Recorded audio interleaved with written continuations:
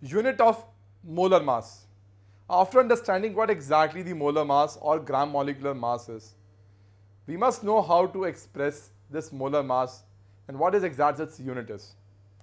See, when we say water, we must know molar mass of water is 18, fine, and it is in grams, but we must put after that per mole, because 1 mole of water is weighing 18 grams.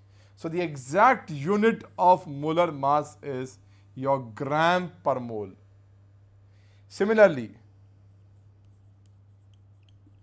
molar mass of carbon dioxide will be 44 grams per mole, because it is 1 mole of the CO2 which is actually weighing how much? 44 grams. So this is how it is expressed. Now let us do a numerical in order to understand how these are interrelated. Numerical is find the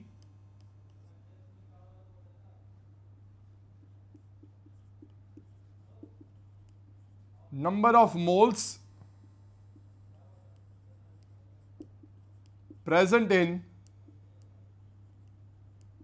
11 grams of CO2 sample. So what we have to do is, the given is the mass of CO2 which is 11 grams. So the moles of CO2 will be mass given divided by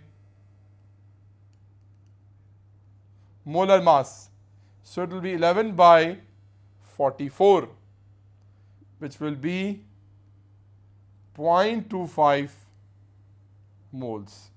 So this is how we can find out the moles, how moles can be determined from the given amount of a substance and vice versa.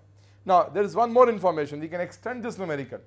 If the sample 11 gram of CO2 is having these many moles of it, how many molecules of CO2 are present in it, we can also find out. How? We know the number of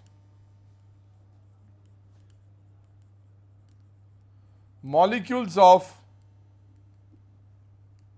CO2 in the sample will be moles multiplied by Avogadro number, which will give you what? It is 1 by 4 almost. So it will be approximately 1.5 into 10 to the power 23. So these many molecules of CO2 are present in 11 gram sample of CO2.